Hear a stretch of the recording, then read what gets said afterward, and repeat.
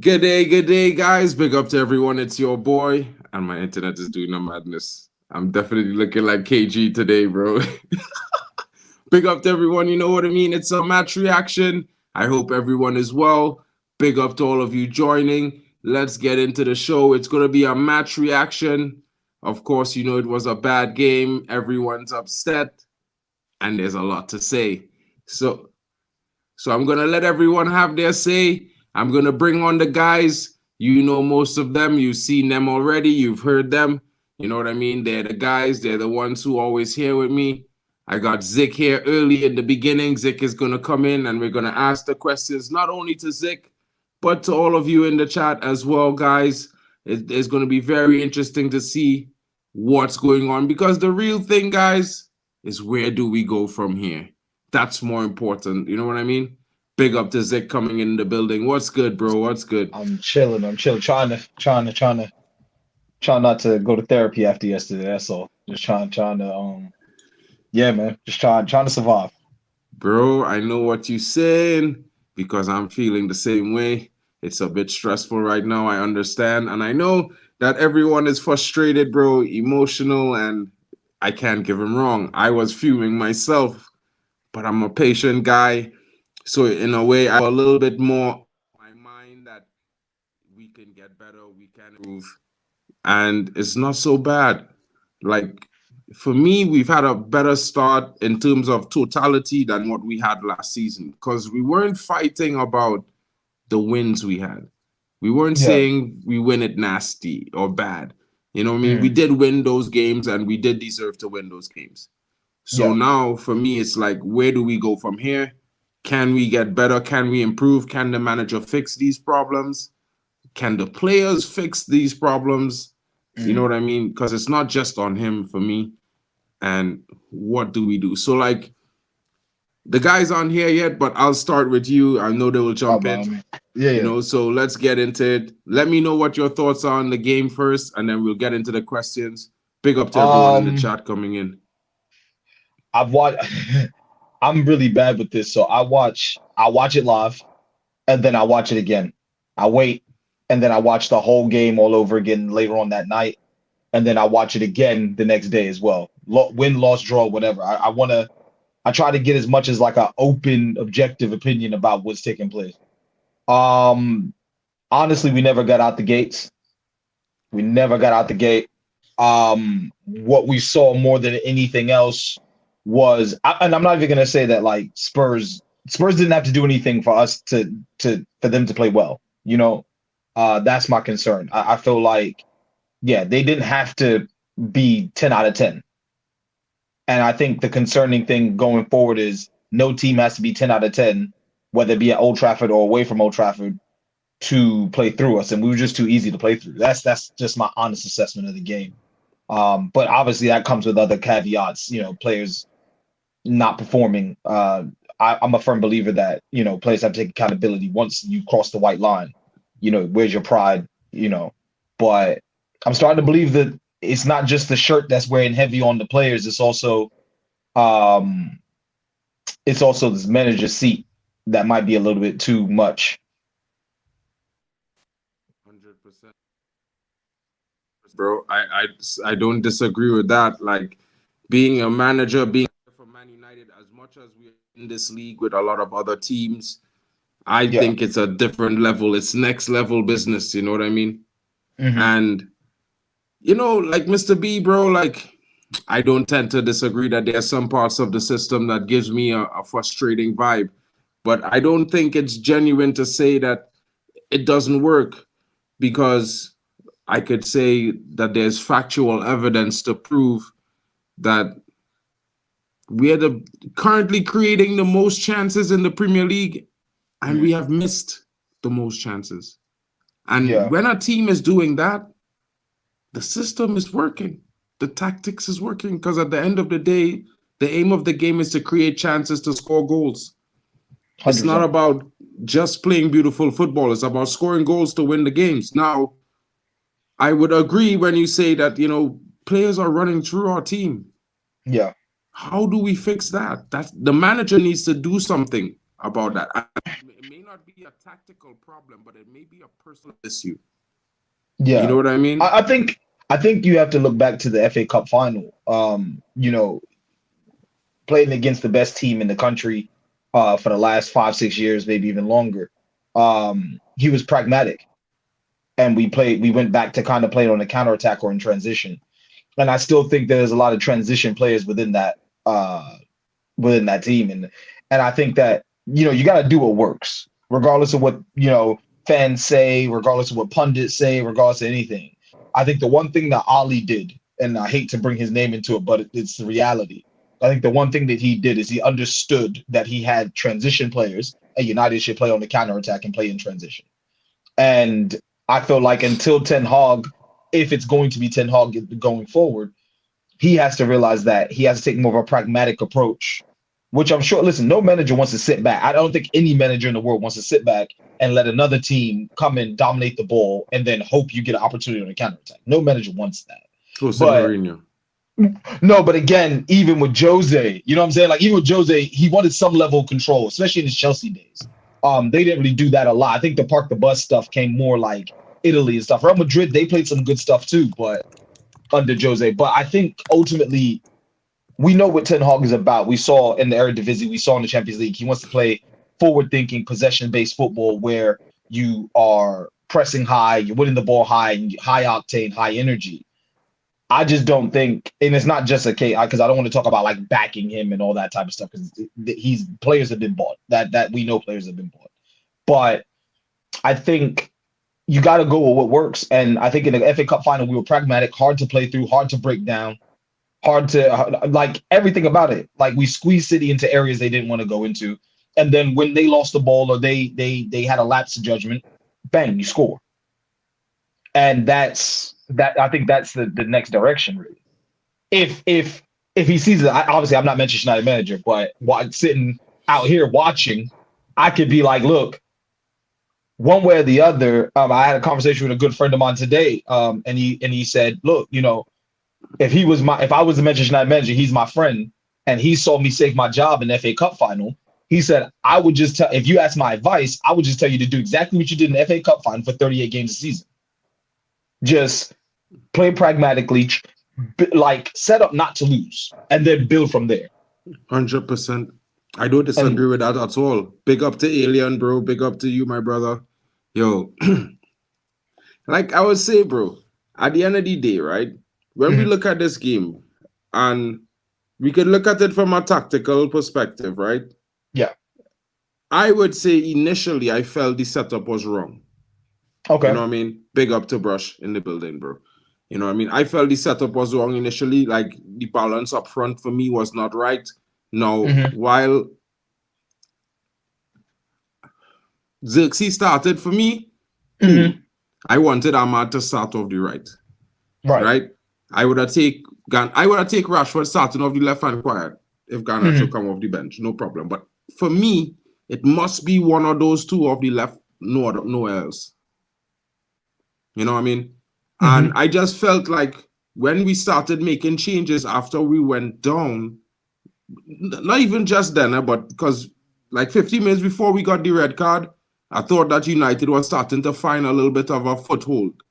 We started off the game really cagey. I don't think the tactics was poor. I just think that the team themselves, they wasn't up for the game. Simple passes, they're not making. That is not a manager problem. That is a player problem. They just was not ready for the game. I don't know why. Yeah. You know what I mean? So for me, from that perspective, I look at it, fast forward to after the red card, into the second half, we can see the second goal on the second minute of the game in the second half. And after that, we started playing football. Yeah. There was a 30-minute period where Manchester United create something like 9 chances, 4 corners, and I believe we was having them pegged back for like about 10 minutes of that 30-minute period, where we was probably the better team. The best part of the game was that 30 minutes. Yeah. And then the last 15 minutes, of course, in my opinion, the guys was tired, and they make a mistake. You got one less man. That's going to happen. Yeah. You know what I mean? Now, in that 30 minutes, we had enough chances to score 2 goals, even score a Mhm. third, and we didn't do it.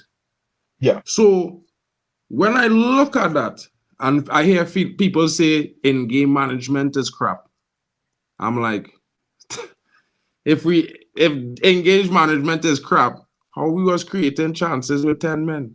I think what it is it's okay. So first of all, you go into the game. I think, like I said at the beginning, United didn't get out the traps. They genuinely pushed back, no ball control, no control over the game. Tottenham was at them, and it's almost like the players have PTSD. At least the ones that was here last season. It's almost like as soon as United, like we can't go behind. You know what I mean? Like as soon as we go behind, everyone's like, "Oh crap, what are we gonna do now?"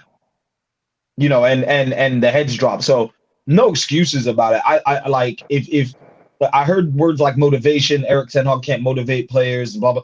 Bro, if you've got to be motivated to get paid what you get paid and play for Manchester United, and you need somebody else to motivate you, you're in the wrong business. It's that simple. You're in the wrong business. You should wake up 100% every morning.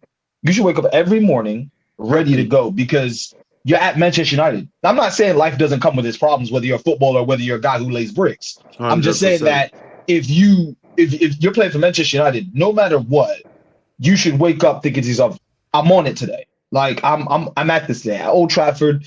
They're gonna be singing. It's gonna be up. We're against Spurs. It's a big game. We should be up for it. And it just seemed like every player had a bad night of sleep. It looked like nobody, got the right amount of rest. It looked like everybody was just stressed already before the game even started.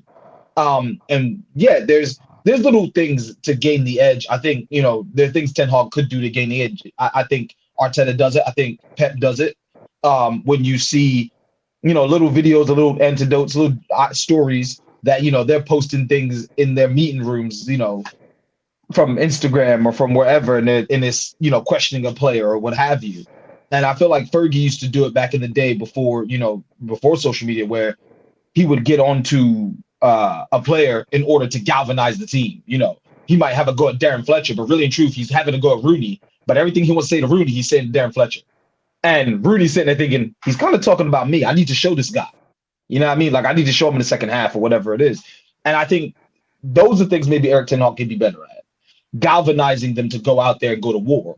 The us versus everybody mentality. In his time, unfortunately, Old Trafford has not been a fortress.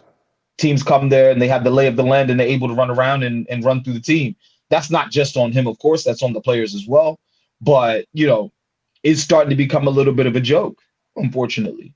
And he has to turn this around. And even if that means that we have to play pragmatic and play defensive and, not be hard to beat, then that's what you have to do and hope to nick one on a counterattack. But you can't keep showing up to games and this keep happening. You just can't.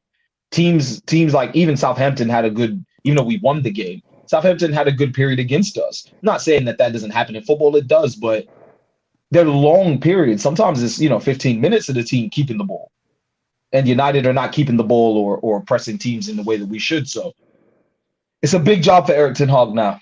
It's a huge job. New regime. You want to give him an opportunity to prove everybody wrong. But I want to see him be successful at the club. I just don't know if that will happen, and that's just because I don't know if he can get these players and turn them around. He has enough generals in there. He has enough guys he's worked with before. De Ligt, Martinez, Mazraoui, Onana. He's got enough guys in there who are guys that he's worked with who should be his generals in the changing room. Should be galvanizing the guys before a game. I just don't know. I do know which way to go. I just don't know if he'll do it. Well, that's the next thing I'm going to ask now. Because regardless of what, we're looking at the body of work so far, the 6 Premier League games, right? Mm-hmm. Who has been United's standout player for you this season? And why? Because I beg to ask this question because, we're not winning games like we should. We're not performing excellent.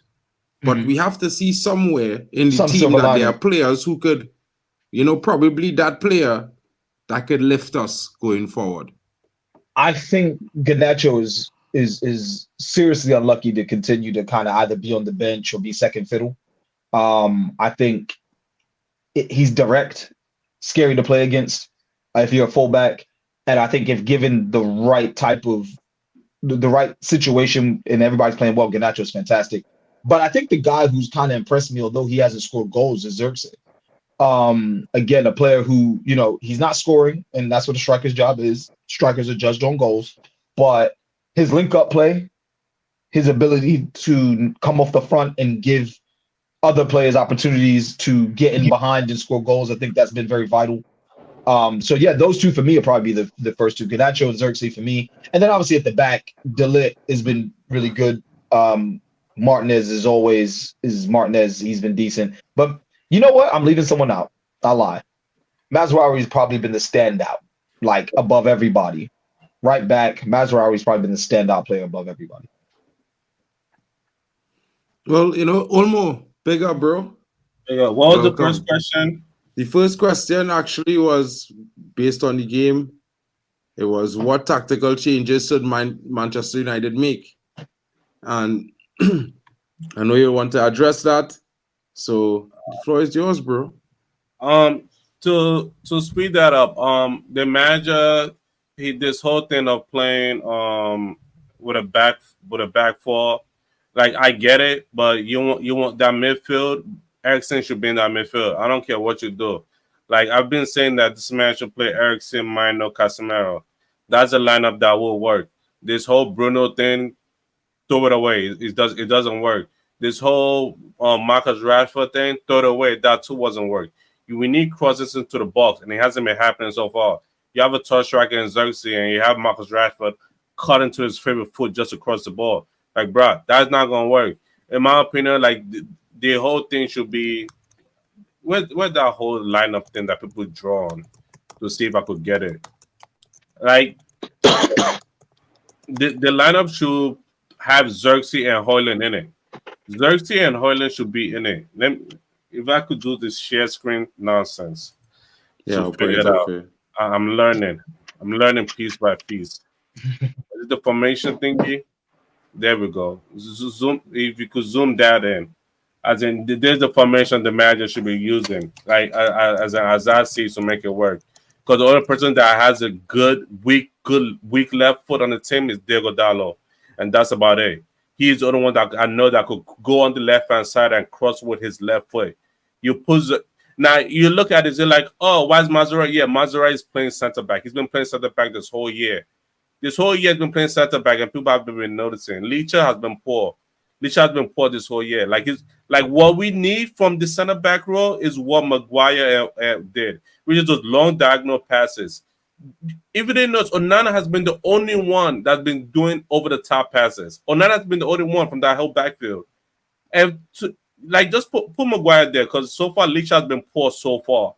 So far he has been poor. He needs to go on the bench and figure out, like, sir, sit on the bench, get yourself ready. You're good right now. You've gone down, but I'm benching right now so you could get some rhythm going on. Xerxes needs to be up there with Hoyland. Why I put Xerxes and Hoyland up there? Because Hoyland is a fighter for the goals. Xerxes plays more like a 10. Xerxes says a 9.5. I'm not gonna fight him. He knows what he is. He said he's a 9.5. He's been a 9.5 his whole life. So you got to just turn him to a bagsman. That's not him. That's not him. Hoyland is more of a bagsman than Xerxes. Hoyland is more of a bagsman than Xerxes. You pull because why put Xerxes here? Because Xerxes is gonna drop to the midfield either way. Either way, he's gonna drop there. And once he drops it, he's gonna go straight to the striker role. You know who else does that? Scott McTominay, but he's not here right now. Eriksen over here, because again, he's gonna lick up the play. Eriksen is a better 10 than Bruno Fernandes for what this manager wants to do. But then again, it's what the manager wants to do. I'm the manager. As manager of Manchester United, you want Eriksen over here to link up plays. Ball to feet. Everything in this midfield is ball to feet, by the way. Everything here is ball to feet. And with Bruno Fernandes not giving me ball to feet. He's good, but he's not giving me ball to feet. When the balls come to him, looking for the assist. Sir, I don't need the assist from you. I do not need the assist from Bruno Fernandes. I need the assist from Ahmad, Xerxes, Dallo, Hoyland. I do not need the assist from Bruno Fernandes. And why I put Casemiro? At some point, Casemiro is going to go up here. Some point, Casemiro is going to go up here and be only Ugarte left back here. Because if people look at, Casemiro, he's going to sit back. Now Casemiro never sits back. From his whole time in Porto, to in Real Madrid. Madrid, to Eriksen first, to Ayrton Hawk first here. He never sat back here. He wins the ball, lay it off, and it goes up. That's all he was doing. And now you are changing his role. He's more dangerous up here. He's more like, what are we doing here? As a manager of United, that's what he should be doing to save his job. But then again, my manager is not smart. I'm smarter than him. You know what is good, bro. Sometimes that's how it is be. So after all that's said and done, I ain't Drex thinking, but he will come in when he's ready. What do you think about this question here? Who has been Bro, United standout player so far this season for you and Is why? that's easy, Mazraoui. That's right. All day. That's easy because the man, even in our torrid time so far, right? He's not put a foot wrong, bro. He's not done anything wrong. He's done his job to the, in my opinion, to the best of his ability. What the managers asked of him, he's done it, right? So for me, and to think that I know he had preseason with Bayern and all of that, to think that this is his first season, right, in the Premier League and at a club the size of Manchester United, bro, he's done well, bro. He's done well for me. I actually want to see a formation, right? This is just me. I want to see a formation because we have the players that can play. Martinez, sorry, Delete, Mazraoui, maybe Licha, or even I know people don't trust Maguire, but I think Maguire can play in the 3 at the back, right? 3-5, whatever it is at the front. If you must play Bruno, find a way in there to put either you play Ugarte and Casemiro. If you want to play Bruno, find a way to play your Bruno, but there should be somebody that can hold the ball as well, right? Right now, Bruno is not in form. I'm not saying Bruno is a bad player. Bruno is not in form. I don't know. I know some managers like to say, you know what? If I sit this guy down, he's not going to get the form. Maybe let me just keep playing him until he picks that form. But the problem with Bruno right now is rest. It's fatigue. Sorry, fatigue. I think it's fatigue, and it's getting to him. Someone needs to take Bruno out to the sideline or behind closed and say, Bruno, come, take 1 week off, or take 5 days off. If you can do it for Sancho, you could do it for any player, bro. For But me, yeah. Jack, don't you think like you're forcing your way to play Bruno? I'm not forcing my way to play, bro. I'm just saying take Bruno off. And why Bruno is off for 5 games, or for you could actually do whatever. We've seen it. Eriksen yesterday, Casemiro and Eriksen came into the game, and the 10 men United were looking like, bro, they were the one pressing the game. I know the argument was maybe Tottenham went back a bit to see if they could soak the pressure and catch us. But earlier you stated it when we were talking. I think it was you said no, they were still pressing, but we were able to create some chances with 10 man United. Right. So here the next question, guys. Cross the board, right? You guys in the chat get involved, right? We go into Zik, Drex. We'll go to you, Omo, after. I will talk about this last. Do you think Manchester United are using the right approach against teams' defenses so far, according to what you have seen? No, not at all. I think like I said, against City in FA Cup, there's a one time where I saw a pragmatic approach because you know that the team that you're facing are better than you, and you know that they're susceptible to counterattacks because how high they play up the pitch. The reality is, if you're going to continue to play the way you're playing, you're going to continue to get played through. Doesn't matter about the attack. Like God's honest truth. Like it doesn't matter. Like scoring goals, all the times, obviously goals win games. But if you put that to the side for right now, you need a foundation. So we're not approaching the game properly because there's no foundation. If you're easy to play through, then your foundation is cracked. There's a problem. And you look at what Tottenham did to us yesterday. It was easy. They didn't stress the first goal. If you go back and look at it, the first goal, he scores at the back post. And then I saw somebody tweet, like, I put a $5 on United to concede at the back post because it always happens. So it's like, you have to be pragmatic. And if you're not going to be pragmatic, then these things are going to happen. And it's quite clear to see. So the first thing you need to do is fix. It's not necessarily obviously, I respect everybody's opinion. You can go to 3 at the back or what have you. But the reality is that United have transition players. That's what we've been for the last 10 years. A team that play on the counterattack, play in transition, low block, get the ball, go. That's what we do. Rashford down the wing, or Martial at the time, or even, don't want to mention his name, but a young man that's over in France now. That's what we were doing. You understand? And for that, United were getting results even against, the Brightons and all these teams that we feel like we should be beating. So, look, he has to find a solid approach to start games. It's not necessarily that we need control of the ball or what have you, but we need to start getting teams to move where we want them to move and not so much move where they want to move. Once you can start to trap players or trap teams, then you can begin talking about a press and where to trigger the press. But for right now, it doesn't matter, because if teams show up and they feel confident against you, not everybody plays against us. Everybody.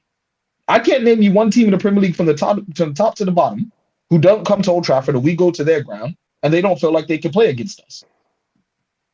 At least if you're not going to be pretty on the ball, be nasty on the ball and off the ball. You know what I'm saying? Like, one way or the other, we need to have foundation. And if you're not going to have foundation, we're going to concede goals. Rex, your thoughts on this?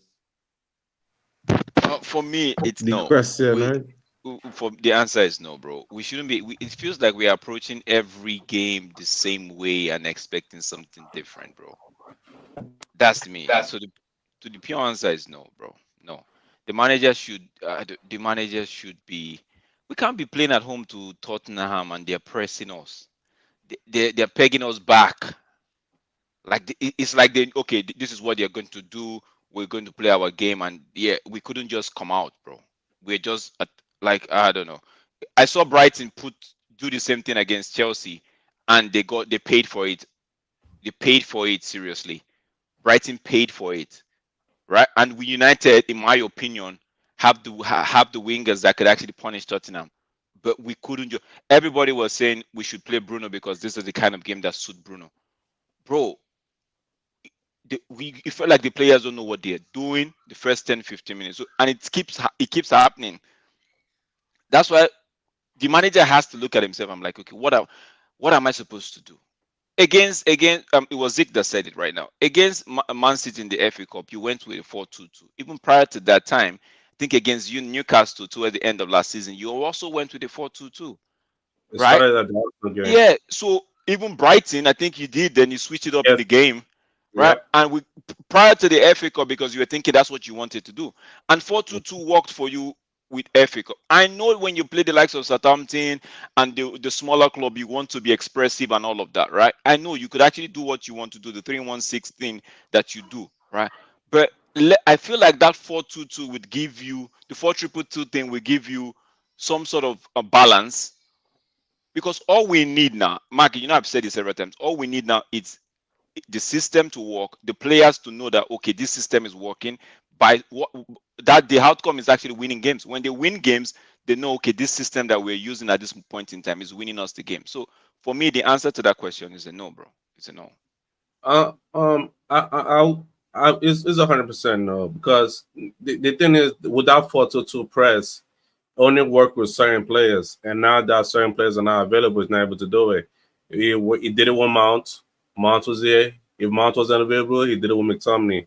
And now that, thank God, Ineos has sold McTominay, this manager cannot play football. My whole thing is like the versus Tottenham. We consider goal in 3 minutes. Second half, we consider goal again in 3 minutes. Like, bro, these are recurring things like this happening over and over. And again, the goal that we concede with Van der Ven, same type of goal that we concede versus 20. I'm like, so all we need is, if the opponent have a fast defender, just run past and you will be able to get goals. And that to me shows another weakness in this pressing that this manager wants to do.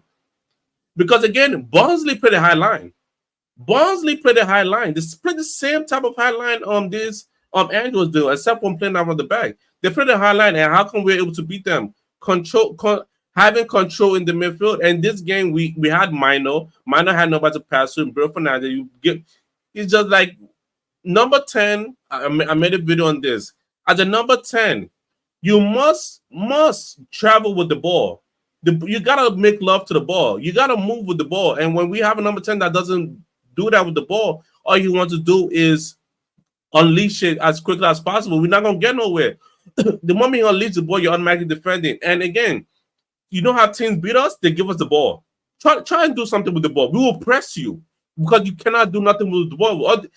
See what Spurs did us. So as soon as we got the ball to Onana, they're like, let Onana have the ball. Or as soon as Onana pass the ball, they're pressing.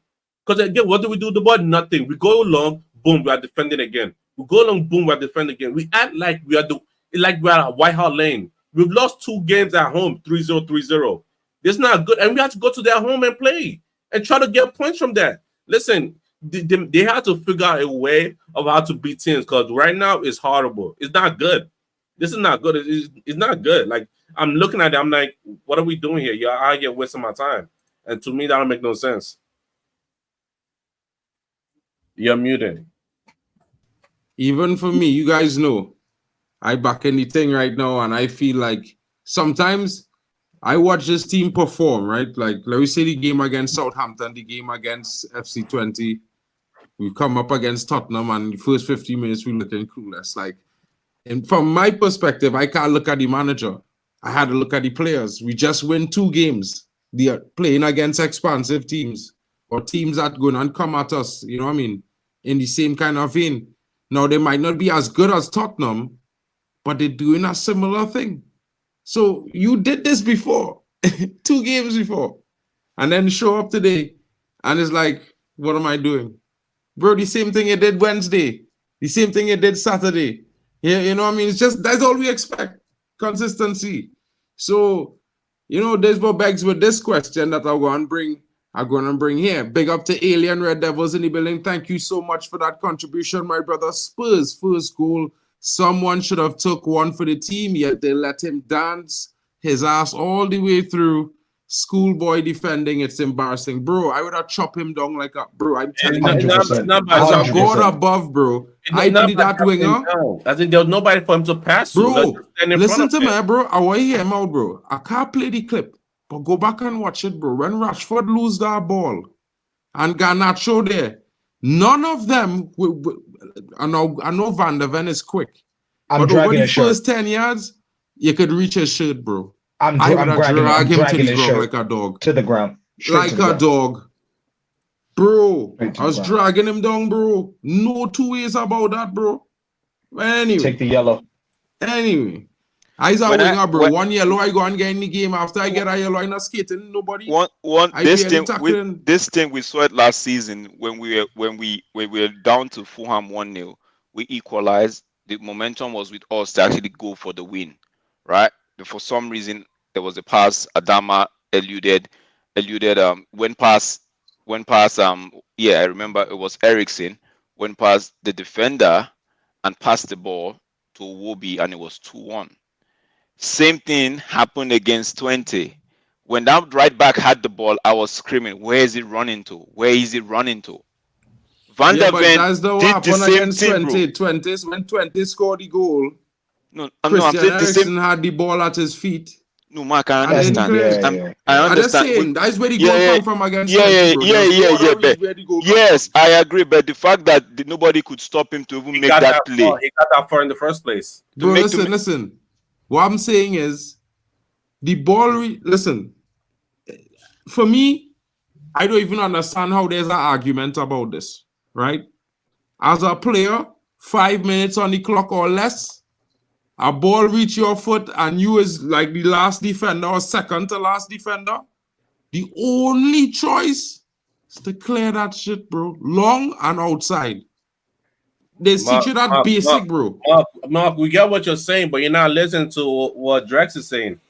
I acknowledge that, but what I'm saying is, at some point, there's always we have a chance to make something happen or to figure it out. Always have a first chance and a last chance in these situations when they make a mistake. The first chance is like when you should have pulled the tackle down, pull the player down earlier. Yeah, that's the first chance. And the last chance is Ericsson. I think it's all together. I think the problem is this. As a winger for United, they need to start doing these things because when you look at other teams, they're doing that, bro. Well, it's the dark arts. You got to understand it. And not to go back to 20, but again, it's parallel to Van der Ven. Once the right back for 20 picks up the ball from Rashford and starts running, someone's got to take one for the team. If you don't, Then Maguire comes running across and missing the tackle altogether. Ericsson could have passed the ball back to Onana or cleared it, as Mark just said. He's now again, I don't want to like make it seem like as if though these things are happening in slow motion because they're not. It's very quick. Like if you've been to a Premier League game, things happen so fast.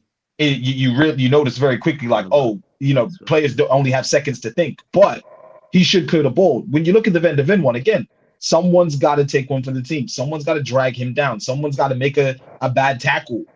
Hopefully don't get sent off in that situation.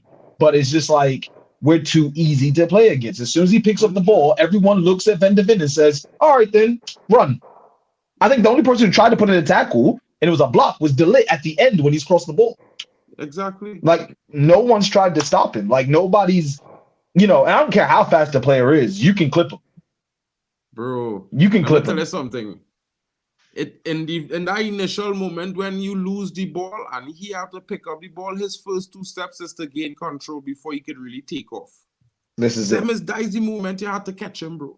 But it is what it is. It'll happen. Hopefully, I think that is one of the next besides goal that we need to work on. These players need to be willing to take these fouls, take these yellow cards. Maybe it might tax them, and maybe there's get a little bit of a fine for yellow cards and red cards. I don't know. But, the only thing I can think of that is why we're not really doing these things, which we should be doing, for me.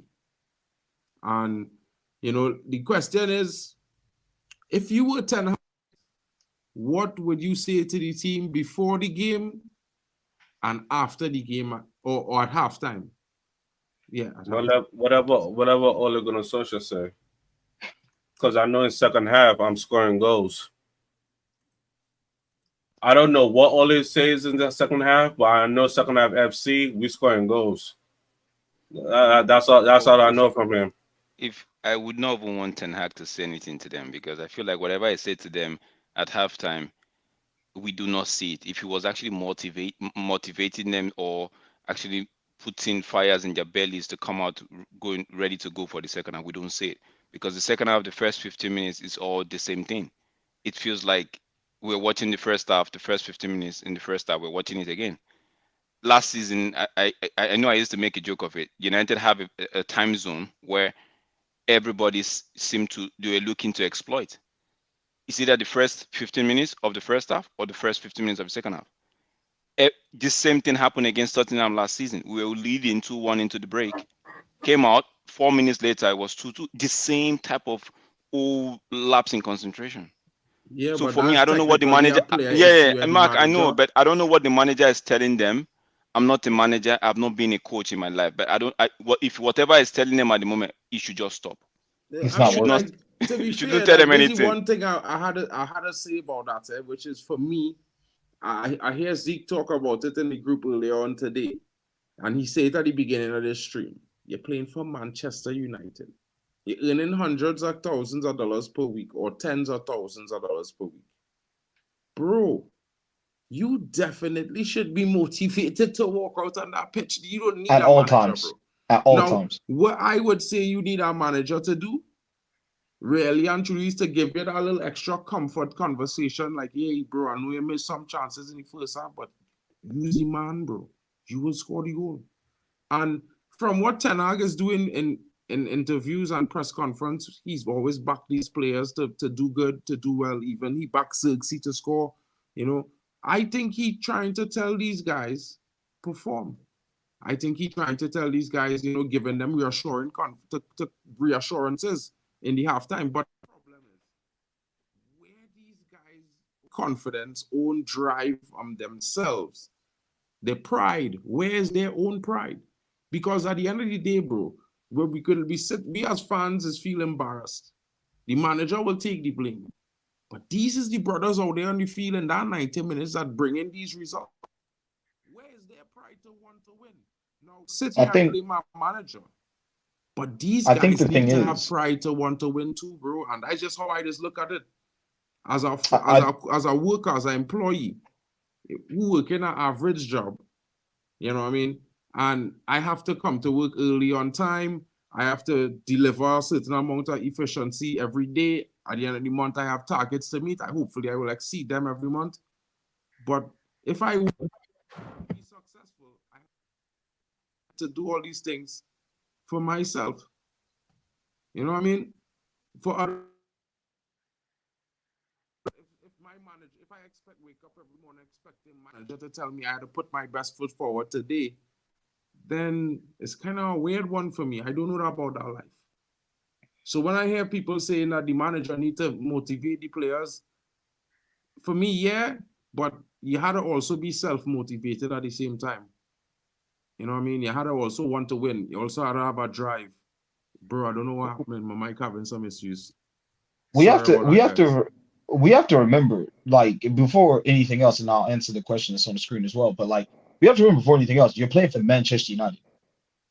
This is not Sunday League in the rain in England, a muddy, waterlogged pitch. This is Manchester United, Old Trafford, treble winners, multiple time Premier League winners, FA Cup winners, second, like, biggest club in this country, most marketable club almost in the world. If that doesn't get you going every day, I don't know what will. You're in the wrong business, as I said. Like, you're in the wrong place. Like, how can I motivate you if you're not motivated to do that? Like, I think the things that Eric Ten Hag, if I was Eric Ten Hag, it's tough because you get a man sent off, which I don't think was a red card. I've seen it several times now. And how do you tell those players to go out there and give a good account of themselves, or try to keep it to 1-0 and see what happens or what have you? I think, again, it comes down to tactics. I hate to say it, I don't want to pile more pressure on the manager, but again, it's like, okay, shut it down. Try not to concede. Wait for Tottenham to, put on Højlund, put on players who can run, because you're going to be running for the next 45 minutes. So shut it down, defend, defend, defend. Just sit back there, stop them from getting an early goal, see if you can wear them down, and eventually maybe you might get something on a counterattack. And if you do and you take that chance, it's 1-1, you get away with a point out of what looked like a horrible day. But United went back out there like they had 11 men on the pitch. And that's concerning, because you can't win the game. No matter what was going to happen, Spurs were going to score at some point or another. So unless you were stout defensively, Spurs will get a goal. And if that's going to happen, then, like I said, you can't win the game. So I don't know, man. Like, I feel for the manager, because I feel like the motivational stuff is crap. I think the players should be motivated because they play for the club, but he needs to have some sort of man management. I don't know if he went in there at halftime and shouted or yelled at them. Maybe that's not his approach, but they need it. Even if it's just to anger them, just so they, you know what I'm saying? Like, they go out there and say, all right, cool. Like, I'm angry now. Do something. The fact that it just felt passive. And that's the best way to describe Manchester United right now. Passive. In every sense of the word, in every sense of the way we play. It's very passive. And it's almost like we're waiting for something to happen. And there's but so much singing we can do at Old Trafford. I'm sorry. There's just but so much we can do. Like, at some point or another, you guys are going to have to do something to get us off our seats. And that's just the way it goes. Spurs had the lay of the land. They could run around. They could do what they wanted. They passed us off the park. And what can Ten Hag do except for stand there and, watch? Because he's probably sitting there thinking, this is not what we did in training. So how does this happen now? It's sad. It's sad to see, but it for me, it's starting to look like the process will start all over again eventually. Interesting. What are your thoughts on the next question, guys? We're supposed to bring to the table. Can I turn things around? Vegeta, I know you just come in. Temba, I know you just come in. But I'll leave you for last, Temba, because I see you post something in the chat, and I have something for you with that. So let Vegeta go first. So if I was Ten Hag, what would I say before games? I'd say, do you let another man come to your house and disrespect you in your own yard before the first game, bro? You're a man. You're somebody's husband. You've got children that you have to protect. We are your children and women. Please protect us from humiliation, first of all. We're at home, for Pete's sake. Are you going to let other people come and take the piss out of you at home, bro? Like, I understand the whole motivation thing, right? You are right. I mean, we pay them enough money for them to be motivated. But after what happened with Liverpool, I'm sure there's some PTSD. These guys, you need to talk to them. at the end of the day. Then at halftime, bro, I don't know what he says because these guys seem like they are even more so traumatized at halftime because they don't feel like coming out and playing football again. I don't understand. It's like it gets worse. So I'd be like, yo, guys, really? Like the history of the Tottenham Hotspurs is coming to Old Trafford and you guys are making them look like prime Barcelona. What's going on, guys? At home. Your wives don't respect you. I tell them, me, I'd be disrespectful. I'd be like, nah, bro, your wives don't respect you guys. You guys are not men. What's this? You're letting other men come to your house and take your lunch. Nah, not me, bro. Could never be me.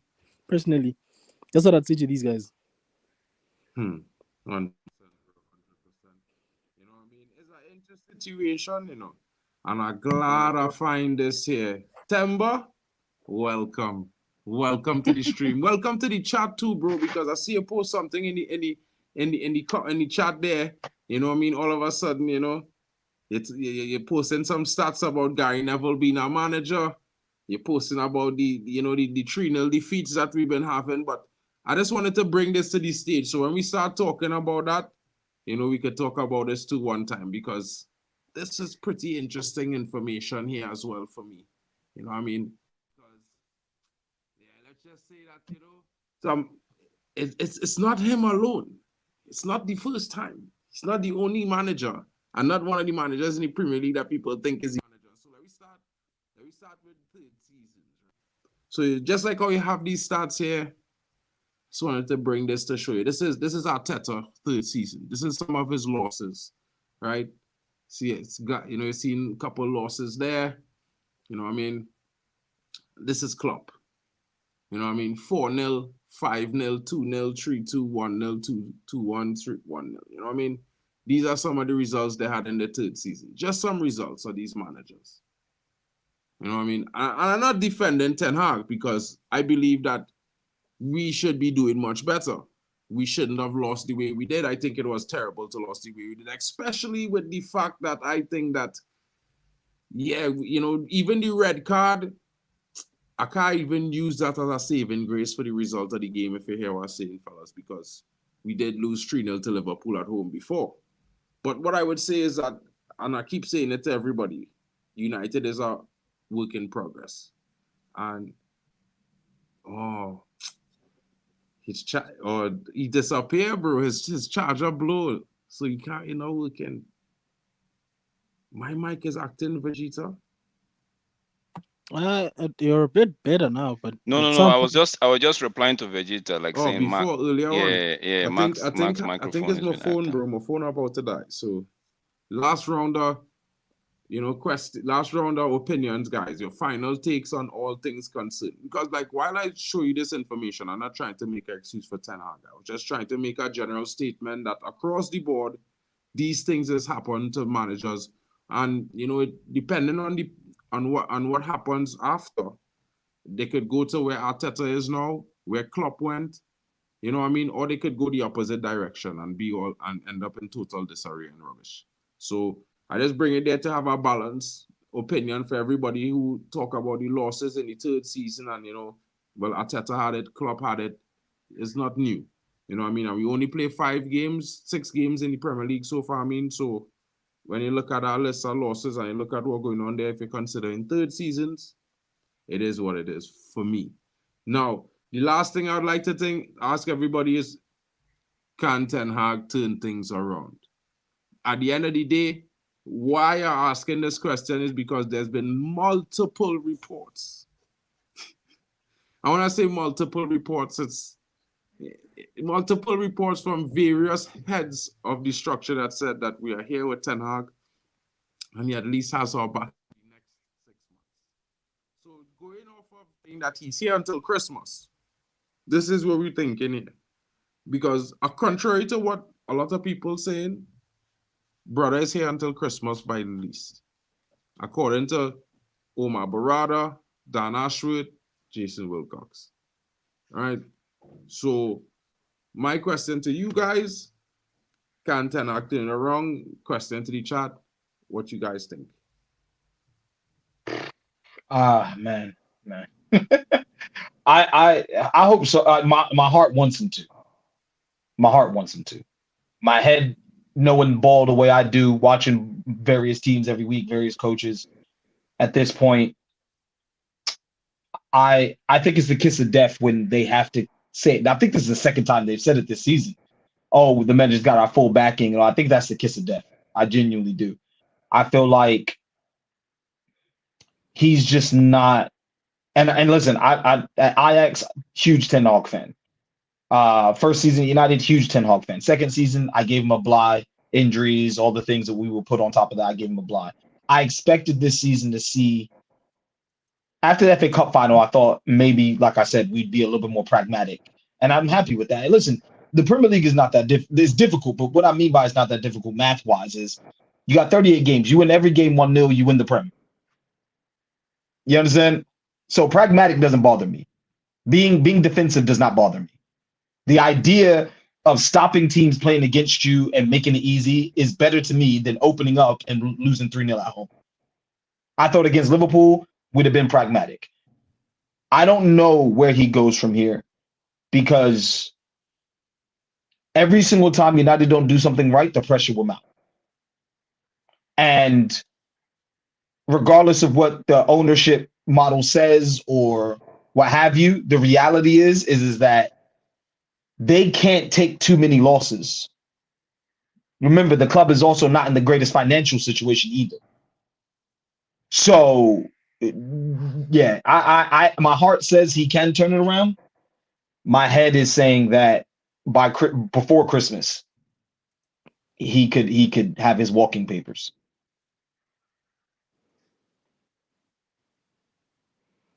Muted. What you said? Oh, Nah, I was just, Oh, Vegeta, you going next? Go ahead, bro. I don't mind going next, bro. I was going how I answer this is can he turn it around? Nah, not really, bro. What Ten Hag needs to turn around is that he needs to leave Old Trafford, go to the recycling department, throw himself in. We can recycle him and get a better manager because we've been too inconsistent for me to think he can turn it around personally. So no.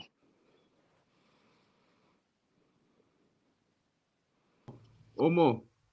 Oh, me? Oh, he can never turn it around. He's not a good manager. I already told you he's not a good manager for Manchester United. He should go coach somewhere else.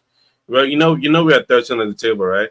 Listen, this man he had to rewire his brain, and he's stubborn in his way. And to me, I already know the flaws. Like, listen, it like what happened if we're going to Porto away? We're gonna draw that game or win, and he's gonna Aston Villa. Is that a draw or win? And they're still gonna keep him around. Listen, I already told you that I don't like this manager. I don't think it's good enough. So I'm just gonna leave it at that. Fair enough, bro. I already said he can never turn it around. It's not that he can't. He can never turn it around. What can I say, buddy? What can I say? Drex, what are you saying? For me, right, Mark, we've seen it feels like he's come to the crossroad. Like it's empty. The tank is empty. I hope for him to turn it around, but looking at what he's doing, I don't think so. Right? He's still he's still adamant on making his own digging his own grave, bro.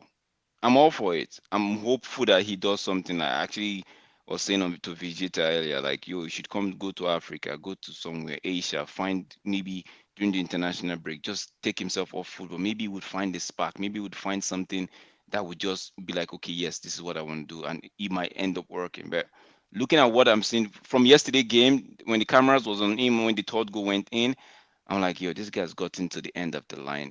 Not because of the sack, he's gotten to the end of the line on what to do.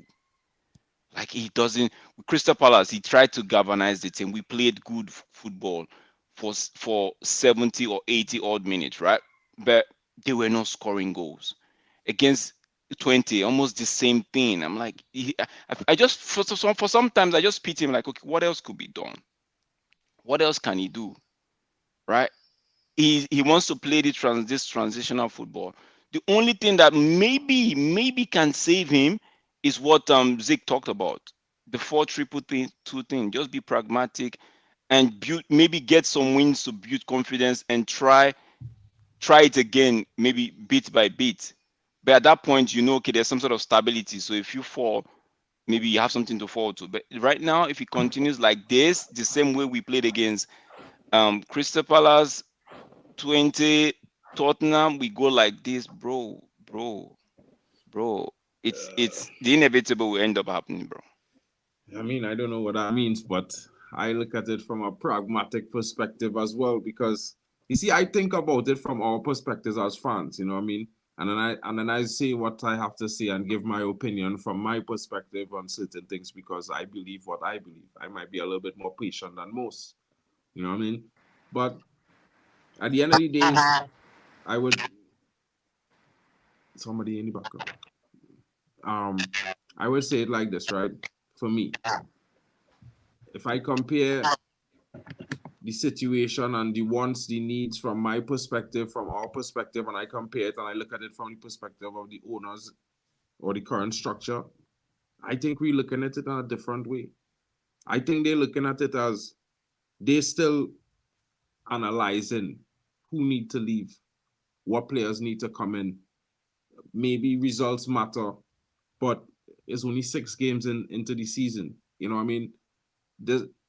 Depending on what happened till Christmas, is I think the sample size that they're looking at. Because remember, this is their first season in charge of the club. And this is his first season under them. They signed him a contract this summer. They signed a new coaching staff this summer. They signed new players this summer. So for me, I think he get 3 months to start winning games consistently, immediately.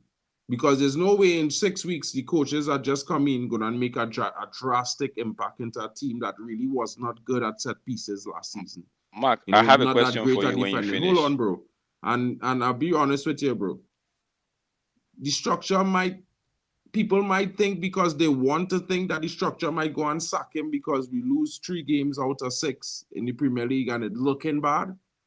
But the reality is the structure may not do that. And being in 13th place, bro, I don't think that matters to the structure in the grand scheme of things after 6 games when it have 32 games left. You know what I mean? 32 games. Just mark it down in your book, bro. There's 32 games left. There's not 5 games left, not 4 games left, not 15. 32. So for me, pragmatically, I'm looking at it like there's a possibility that they might just wait until Christmas before they make that decision, because they would look kind of stupid interviewing 6 managers, keeping him, and then sacking him after 6 games. You know, for me, with the SC20 game, we drew. We could have scored. I blame the players for not putting the ball in the back of the net. It is what it is. These are work in progress. I know we can't compete for the league right now, but I think based on the games before Tottenham, if we was keeping on those kind of performances in game, we would have been or would be going forward in a positive direction. You know what I mean? And right now is one of those things where I feel like the only thing we can do is stay the course. And one of the guys in the comment, Brendan said it just now. You know, I think that it's down to some of these players to find the drive, determination, and the will to fight on the pitch. These players come into this club at Manchester United, they don't deserve to start any game, bro. They don't deserve to do anything other than kick a ball when the manager put their name on a team sheet or their number come up on the signboard. You know what I mean? And it shouldn't be about favoring them. They should be coming here to favor a position with their best performances. I think we start to confuse work ethics and effort with, like, it's almost as though the manager have a remote control in his hand, like the Xbox, and the players at the end of the court, the digital court, and he controlling each and every one of them. And that's the crazy thing for me. But I think it's not all that bad statistically. You know, defensive-wise, possession-wise, we are increments higher than we were last season at this point. We have played decent games, more so than we've played last season in the same amount of games. So I would say, you know, I give him until game week 10 before I. You see? Where did he go? I was gonna ask him. I was gonna ask a question, right, guys? I was Yo, gonna ask a battery question. die, bro. Battery die on my phone. I'm gonna But ask a question. The question just now, is, bro, I just wanted Bailey to come in because realistically, I kind of wanted to close off after Bailey had his say now. oh, But okay. after Bailey have his say, I'll like, ask the question and then we'll close.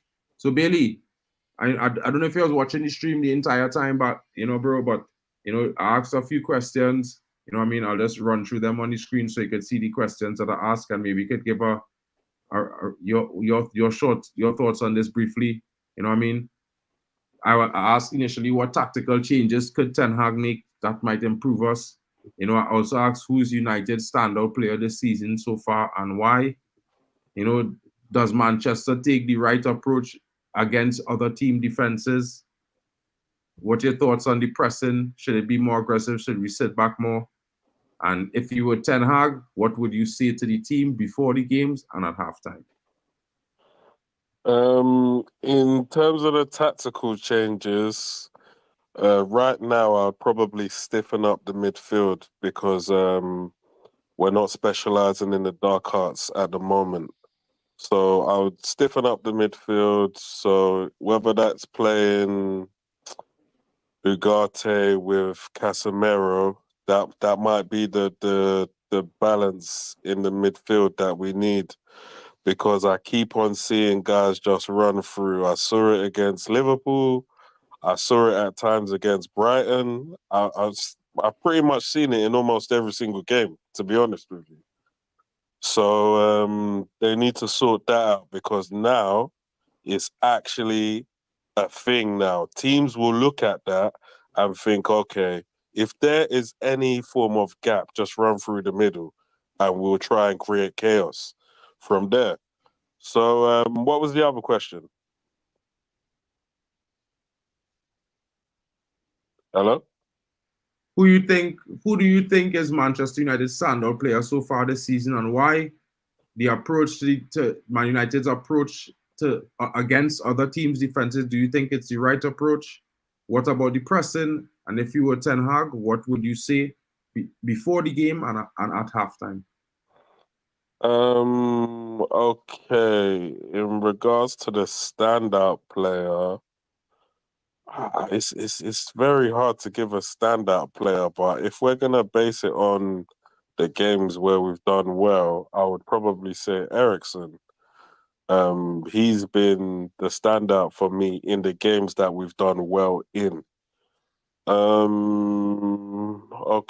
the halftime message. Well, lads, you're looking shit, and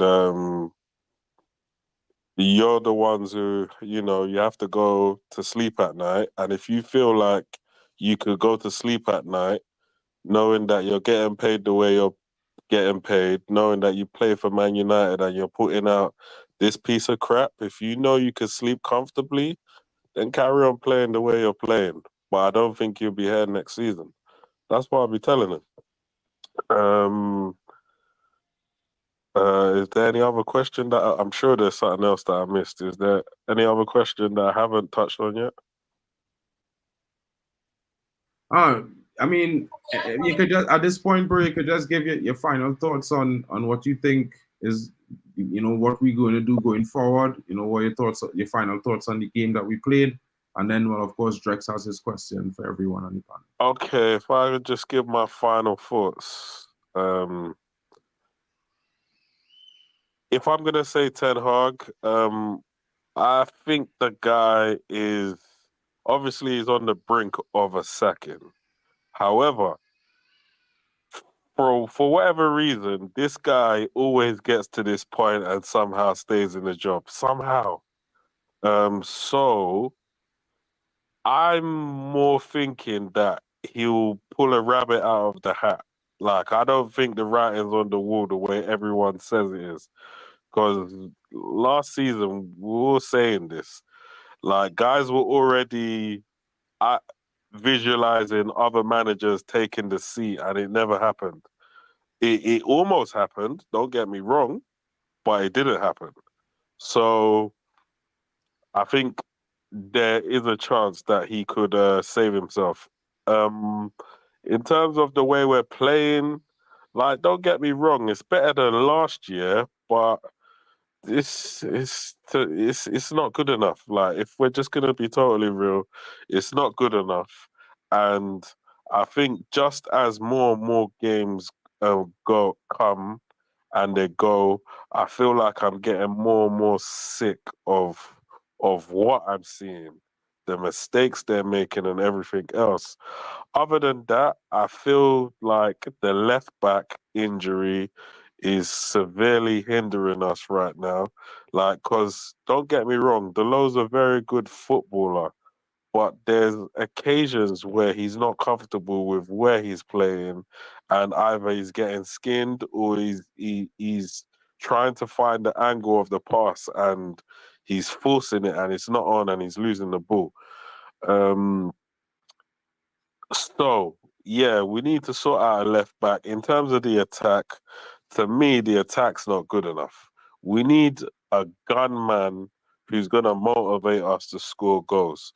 So, if we have to go and break the bank to go and get somebody who's going to score at least 30 plus goals in a season, I would advise the board to do that.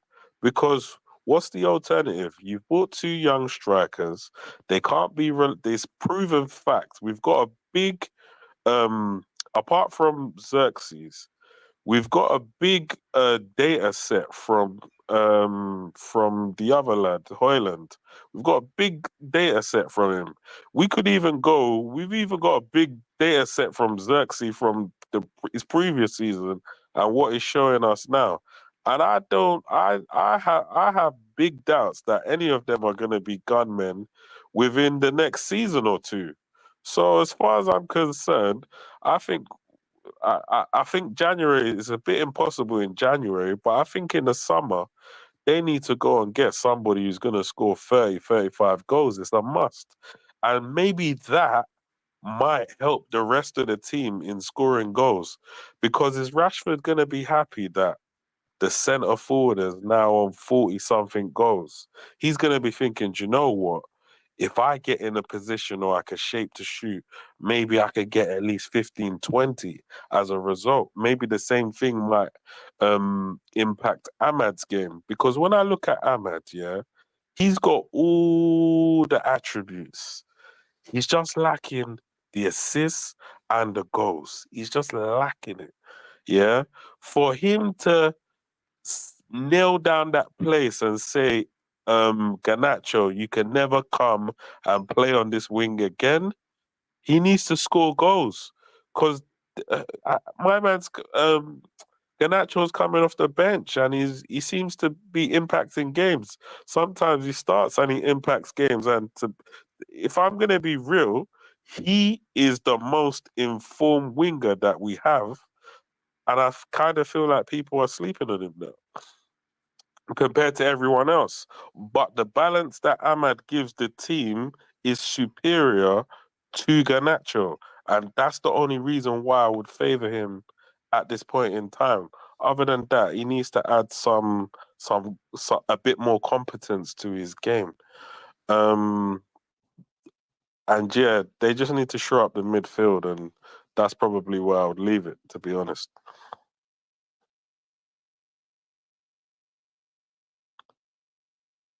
Drex, big up, bro. Big up, bro. Drex, if anything else, if you have the question, you can ask it now, bro, because after that, I'm all out, bro. No. I was just gonna ask if all things being equal, take the sack aside, right? Do we actually see this manager? It was you actually directly to Mark. Do we put the pressure of the sack, take it off, right? They've I said don't really care no, about the pressure of the soccer, bro. I just be no, no. honest. I'm not. I'm just saying take that off, that scenario off. Like you said, me, I know they would give him. I think they would give him up to December, right? But take the pressure off. Do you actually think that these guys they could do what the manager wants, or do you actually think it's the manager has gotten to the end of the road for himself? Do you I think he can mean, turn it around? bro, like, to be fair, we had a real shit game. You know, none of the players didn't look like they turn up ready for that game. You know, normally you watch players walk down the tunnel and you see certain men faces and you say, bro, this guy go and score today. This guy ready for it today. Now, to be fair, that is bit on player, bit on manager. I think he at a crossroads in as well. I think he need to make a decision on some of the players that he's starting and that he depending on. I think that's the one thing he definitely needs to decide.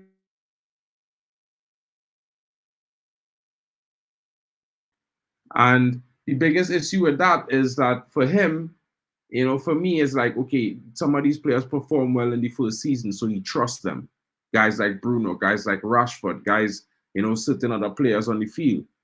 But now we have some other players that coming in, and for me, I am always this guy that whether or not you played well, you could still get a bench.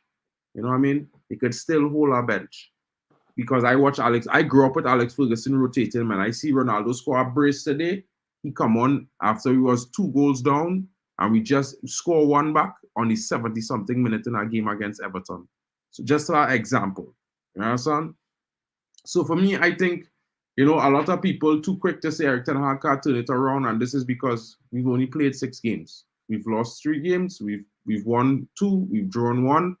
We have seen good performances. I think, the team is a work in progress. And the reason why I keep saying is a work in progress is really, really and truly because the strikers, we didn't get a gunman. So we was always going to have a problem scoring goals. We have 2 young strikers, 2 young and 3 young and 2 young wingers that started when Rashford not playing. We can't depend on Marcus Rashford and Bruno having a bad season to begin with. So we don't really have anything to fall back on in terms of goals. Who gonna score that goal? And that is the only problem I see that we really have that is major, because if 1 or 2 of those guys just start scoring goals, then I would argue that in the next 5-10 games, we could be winning those next 5-10, 6 or 7 out of those next 10. Because if we start scoring goals, we will score a lot of goals. We've been creating lots of chances. We have created the most chances in the Premier League of any team this season. We have also missed the most chances of any team this season. So I think if we solve that problem, of course, it will turn around, because, of course, the players will start to be happy of getting results, the scoring goals, so they'll start having a more comfortable possession in the game, and they will start expressing themselves better. And if we win 1, 2, 3 games on the bounce, it's contagious. It will continue. It will become a habit. So for me, that's just how I look at it. I can't say it's all on Ten Hag, because we just got a brand new coaching staff and all of these guys working together. It's not just him. The coaching staff doing coaching. Some of them responsible for the strikers. Ruud van Nistelrooy, for example, is the striker coach, and we can't score goals. Now, I'm not blaming him for that, but whatever he training the players, it has not fully, sunk in yet. You know what I mean? Either that or the players just lacking confidence, which is their personal issue, because they need to build. Nobody can inject confidence in it. Don't have a needle filled with confidence. You know what I mean? Somebody could tell you a story to inspire you. Somebody could say nice words to you, but at the end of the day, you got to walk through the door. They could bring a horse to the trough, but they can't force it to drink. You know what I mean? So while the manager have to hold the responsibility for all the results thus far, these players need to step up, because if they were to step up in the first 3 games of a brand new manager, I would say to you guys, I probably would remove my Man United tattoo and go and support a new club, because then we in for this ride another 3 years, bro. Because this is the same thing these players do every time a new manager come in.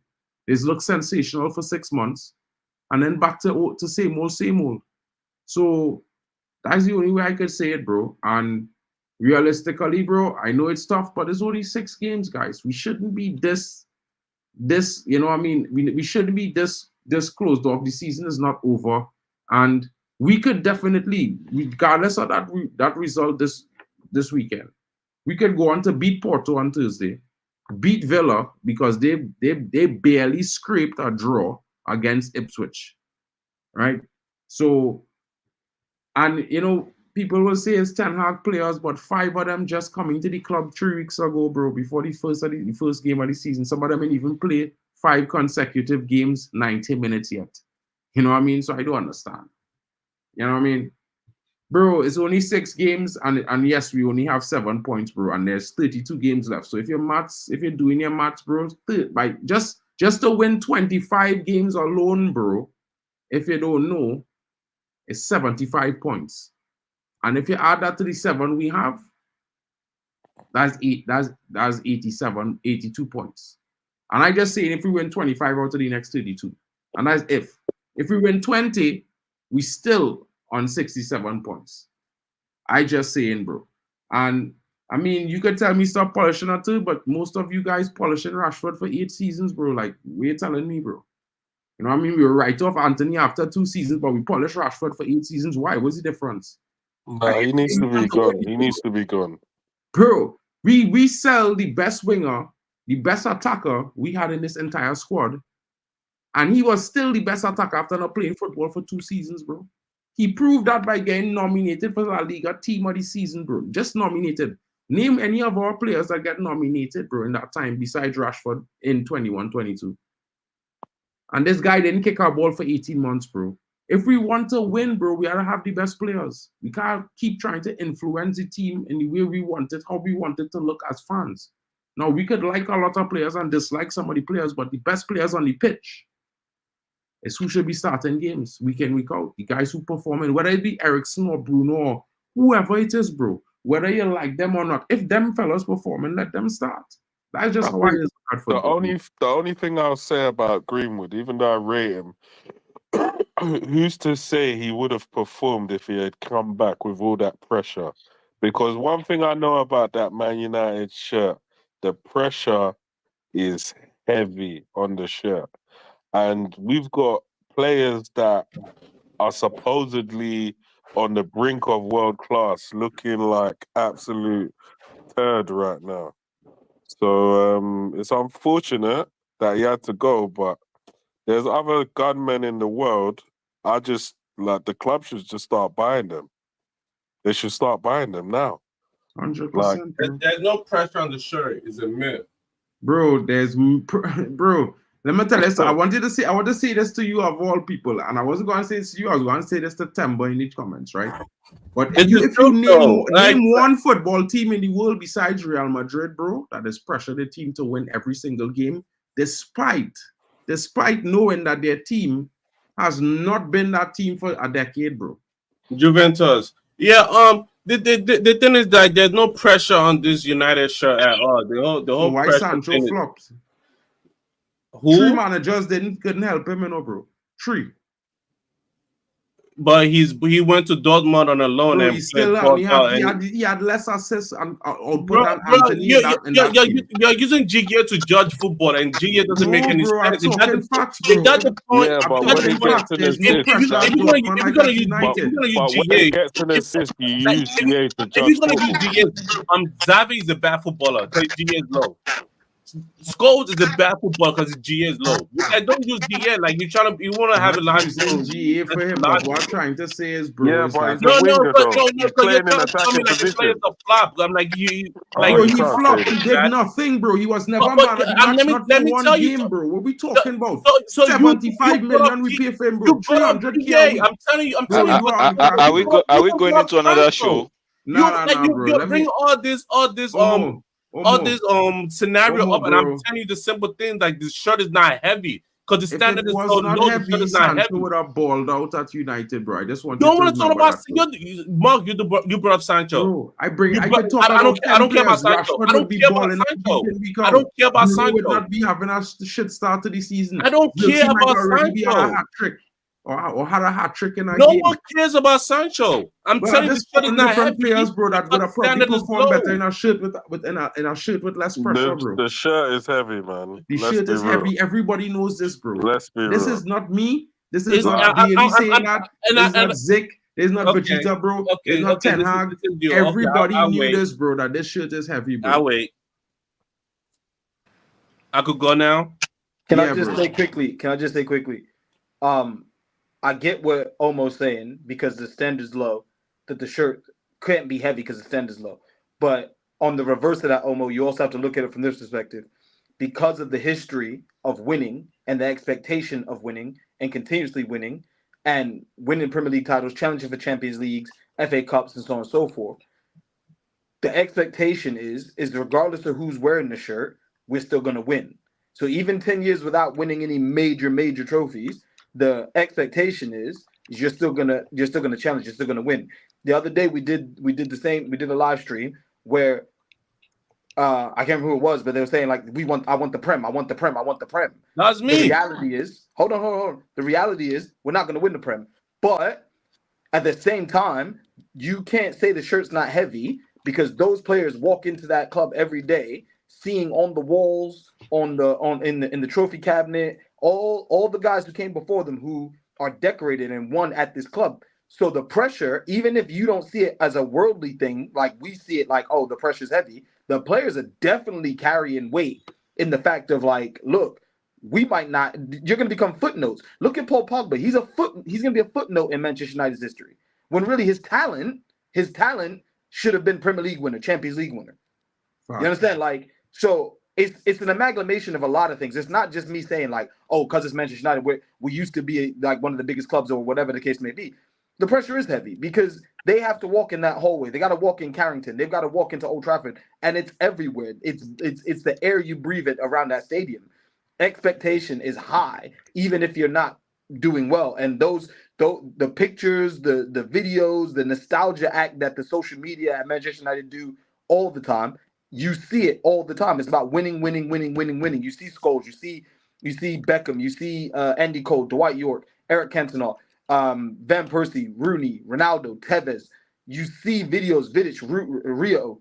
You see the videos, you see the pictures in the hallway. So the pressure for them as individuals, as athletes, is very heavy. And the shirt is heavy on them. And you can see it because if the shirt wasn't heavy, we wouldn't be getting performances like we were getting against Spurs. Even The the fame, expectations too big. even the fame. What the minute you sign for United, It's your everywhere.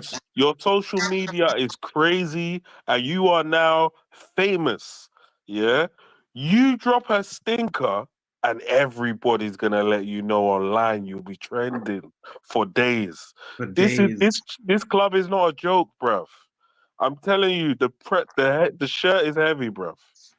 The shirt is heavy. And I don't know if they've got like a psychologist there or whatever it is, but some of these guys just need to go and speak to somebody to get their game face on. Cause like you guys were touching on earlier, it's like they look like they don't even want to play football. And that should never be the case playing for Man United. Like at one point I saw the lit trying to G the team up. And before, Martinez would have been involved in that, trying to G people up and things of that nature. And I'm just worried, like, has his time at United now started to make him go backwards in his mentality? Because now he's been here for more than a season. Are the old vibes of the players now rubbing off on players that are just coming in? And these are the things that I'm worried about when I'm looking at United now. Even though we're bringing in new players, it just seems like the old bad habits are just rubbing off on new players. Okay, fair enough, it's been 6 games and we still need to give them a bit more time. And some people have only played a few 90 minutes here or there, which that is still a fact and that still stands. But I just hope at some point they can turn it around and start to give us this, because I don't want to. We're 6 games in the Prem. I don't want to have another completely shit season. I really don't. But if it does happen, it happens. Like some people have said, the manager will sack himself if the team carries on not performing. And then if we get another manager, fair enough, we get another manager. But now that the structure's in place, I beg, go and sign a gunman. We need somebody who's going to score 30 plus goals a season. Even if you say the wingers ain't really scoring goals, as long as they can feed that guy 3 or 4 chances a game, he will bang like Van Nistelrooy used to. That is it. 100%, bro. 100%. Guys, this stream has gone twice as long as I initially planned. But thank you guys for all being here. Thank you for all of you guys in the comments. Every one of you, Tommy, big up to you. Big up to Halftime with Vegeta coming in the comments and on the panel. Big up to Bali Tech in the building. Big up to Sig.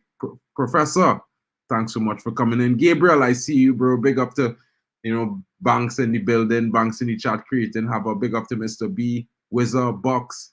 Big up to Elite Baller. Big up to Tommy Boyle. Big up to Alien Tenno, Alien Red Devil. Big up to Yali Malmeen as well. Guys, thank you so much for being here.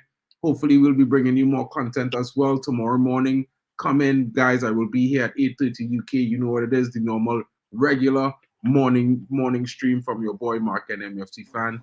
Thank you to everyone joining us for the match preview. We'll be back. There's also going to be a match preview on Tuesday evening, guys. Same time, 8:30, where we're going to be talking about the game on Thursday, where we will be facing Porto away. It's going to be an interesting conversation to be had. I still think we can beat Porto away. I think it's going to be one of those funniest things that we will go there and beat Porto very bad. Or, like Bot saying, maybe like Box saying there. But, for me, guys, it's not over until the fat lady sing. I'm always going to stay optimistic because I do believe that, I've been seeing some positives in this team.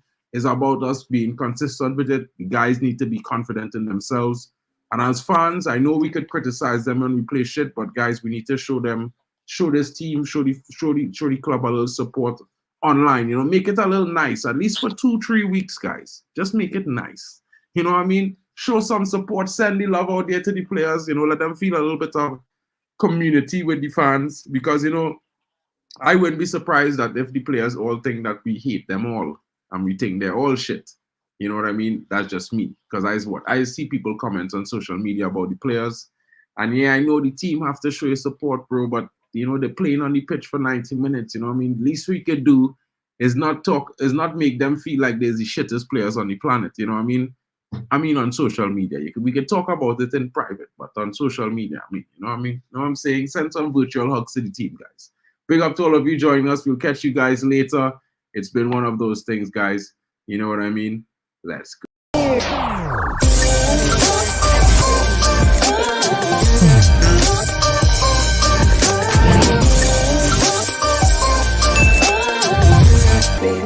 Baby.